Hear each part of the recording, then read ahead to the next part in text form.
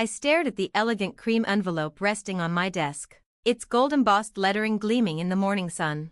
Annual Morrison Family Christmas Dinner, it read, followed by an address etched into my memory, 782, Oakwood Drive, the estate where every childhood holiday came with a side of condescension. I traced the edge of the invitation slowly. It had been 3 years since I last sat at that dining table, 3 years of silence, but I hadn't been idle. I'd been building, calculating, and waiting, and now, this invitation didn't feel like a reminder of my place, it felt like an opportunity. This time, I wasn't the pitted cousin they whispered about behind champagne glasses. I was the CEO of Walker Industries, and, come tomorrow, the new owner of Morrison Technologies. They just didn't know it yet. Miss Walker, my assistant's voice crackled through the intercom. The final acquisition documents just arrived from legal. Send them in, I said, slipping the invitation into a drawer. Sarah stepped in, heels tapping smartly against the marble. She carried a thick folder labeled confidential and wore a smile that told me everything had gone exactly to plan. It's official, she said, placing the folder before me. The board signed off. They never connected Walker Industries to the holding company. I opened it, scanning the paperwork that handed my uncle's empire over to me, Uncle James, who had once scoffed when I'd asked him for a job. We need professionals, Emma, he had said, not dreamers looking for handouts. The sting of those words hadn't faded, but now, they were fuel. I signed the last page. Clear my schedule for Christmas Day, Sarah. I'll be attending dinner with the Morrisons. She raised an eyebrow. You're really going? I smiled, remembering Blake's mocking voice from my last visit. When are you going to stop embarrassing the family and actually do something? Oh, I've done something, I replied. They just haven't found out yet. The week flew by in a storm of meetings and logistics. The acquisition would finalize at exactly 2 p.m. on Christmas Day, right about the time Aunt Patricia would be pouring her third glass of Chardonnay. On Christmas morning, I dressed with precision, a sleek black dress, understated, elegant, and worth more than Blake's rent. No flashy logos, no designer bag. Let them assume I was still struggling. The truth would land better that way. I pulled up to the mansion in my everyday car, not the Bentley parked in my garage. Memories swirled as I stepped out. Every slight, every smug smile, every moment they made me feel small. Emma, Aunt Patricia called out in a syrupy voice. Fake concern oozing. We weren't sure you'd come. Must be tough times. I smiled, clutching a simple handbag with only my phone and the signed acquisition documents inside. Thanks for the invitation, Aunt Patricia. The house still reeked of pine and pretense. Crystal glasses clinked, designer outfits sparkled, and at the center of it all, Blake, holding court by the fireplace.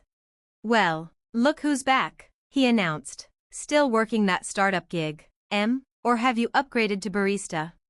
I kept my expression even. If only he knew his job at Morrison would belong to me in under 2 hours. I'm getting by, I said softly.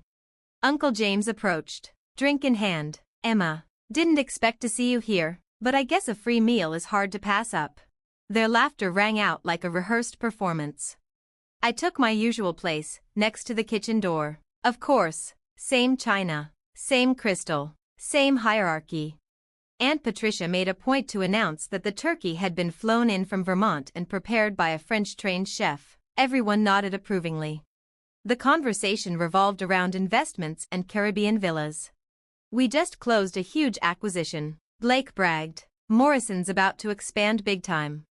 I resisted a laugh. The acquisition he referenced was a decoy, something we fed them to keep eyes off the real deal. Still mooching off family? Jessica chimed in as she passed me the cranberry sauce. I heard you were apartment hunting on the east side. Bit out of budget, don't you think? I checked my watch. 1:58. If you want, Blake offered, swirling his wine. I know some cheaper neighborhoods with, let's say, starter vibes. 2 p.m. Right on time. The doorbell rang. A hush fell over the room. I'll get it, Aunt Patricia started. No need, I said, standing. I've got it. Every eye followed me as I walked to the door. I opened it to see Sarah, impeccable as ever, holding her tablet.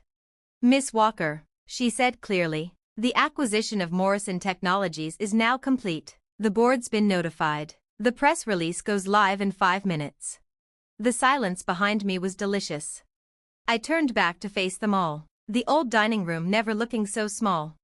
Thanks, Sarah. Let them know I'll be reviewing leadership, starting at the top. The sound of shattering glass sliced through the silence. Uncle James's tumbler had slipped from his fingers, crashing onto the hardwood. Blake's face drained of color. What is she talking about? Aunt Patricia whispered, her voice trembling. I calmly pulled out my phone and turned the screen toward them. A headline stared back in bold type.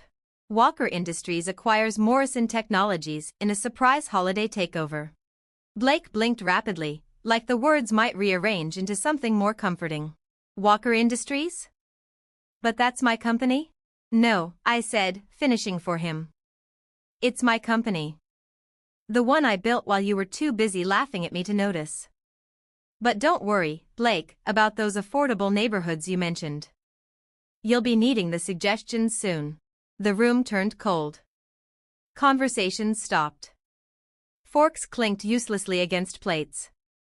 Uncle James scrambled to his feet, his face darkening. This is absurd, he barked. Walker Industries is worth billions. They've been acquiring firms nationwide. You couldn't possibly. I reached into my bag and placed a neat folder on the table, right between the untouched cranberry sauce and the carved turkey. Would you like to see the documentation? Or check your inbox? The board should have informed you by now. Right on cue, phones began vibrating. Relatives scrambled to open their screens, and expressions of disbelief washed over their faces. Blake stared at his phone, voice hoarse. Emma Walker, CEO of Walker Industries, confirms acquisition of Morrison Technologies, he trailed off. This has to be a joke. I tilted my head. You mean like when you told the board I wasn't qualified for an internship? No, cousin. This isn't a joke. It's just business. Aunt Patricia clutched the back of her chair like it might anchor her in the storm. But you lived in that tiny apartment, that old car. I smiled. The apartment? One of 50 properties I own. That car? A decoy. While you flaunted what you inherited, I built what I owned. Sarah stepped forward with professional calm, tablet still in hand. Ms. Walker, the transition team is ready. Shall I begin initiating the leadership changes? Uncle James slammed his palm on the table. You don't get to just waltz in here. But I do, I cut in. And I am. Now, since we're all gathered for this wonderful family meal, let me tell you a story. I sat again, composed and poised. The room leaned toward me like a courtroom awaiting the verdict. 6 years ago, I brought Uncle James a proposal, a digital payment system for small businesses. He laughed me out of his office. Called me a dreamer. Remember that, Uncle? He gave no answer. So I built it myself. That system now processes over $50 billion in transactions annually. The room was frozen. I continued. While you mocked my little startup, I quietly acquired assets around the world, always under shell companies. Morrison was just the final piece. Blake looked hollow. Why didn't you tell us? I met his gaze. Because you needed to learn, real success isn't loud. It's strategic. It's disciplined. It's not a Rolex or a Range Rover, it's results. Sarah cleared her throat. Press is asking for a comment. The board wants to confirm tomorrow's transition meeting. Let them know I'll release a statement after dinner, I said. Family first. Right, Aunt Patricia? She said nothing. The woman who had once sneered at me across this same table now couldn't meet my eyes. Let's discuss changes, I said cheerfully. Blake, your role as VP of Sales is dissolved. Uncle James, you're stepping down as CEO, effective immediately. You can't, he shouted. Oh, but I already did, I replied. The board signed off this morning. They were underwhelmed with your recent performance. Jessica stood, voice shaking. I'm calling our lawyers. I reached into my bag again and pulled out a stack of envelopes. Do that. But you'll find it redundant. Each of you has a severance package, a non-disclosure agreement, and very generous exit terms. I suggest you take the deal. You have until dessert. As I distributed the envelopes, a mix of panic and resignation swept the room. This isn't revenge, I said quietly. It's restructuring. And those NDAs? I added, turning to Jessica. They include all those little social media posts. I'd suggest cleaning those up before midnight. Blake looked horrified. You knew? I always knew. You only ignored me because I didn't advertise my progress. But I paid attention while you were too busy performing. Dinner resumed in tense silence. The turkey dried. The wine remained full. No one made eye contact. The grandfather clock struck 4, each chime like a closing bell. I rose from my seat. You have until New Year's to clear your desks. That's more than I was given when you shut me out. Uncle James, now pale and subdued, finally spoke. Emma, we're family. Can't we talk? I turned slowly. Ah. Family. Where was family when Mom was dying and I asked for help with her hospital bills? You remember what you said, James? He blinked. You told me, and I quote, Emma, life's tough. Sink or swim. I took a breath. So I swam. And I built an ocean while you floated in your yacht. I once slept in my car for 3 months while building my company. Did anyone in the family notice? You slept in your car? Aunt Patricia gasped, her carefully powdered face faltering for the first time all evening. But why didn't you say something? I met her gaze. Would you have listened? I asked, my voice low. Or would you have added it to the list of things to mock me for at Sunday brunch? The silence that followed was louder than any answer. Sarah stepped forward, always impeccable. Ms. Walker, the board is requesting an immediate video conference. Mr. Sterling from the Times would like an exclusive. I gave a single nod, then turned back to the stunned faces around the table. You'll find full instructions in your packets. The transition team will assist with the handover. Please don't make this more difficult than it needs to be. Blake finally found his voice. He stood shakily, phone in hand. Wait, just wait. He held up his screen. Is this why you were at the Thompson merger last month? In the background of this photo, that's you, isn't it?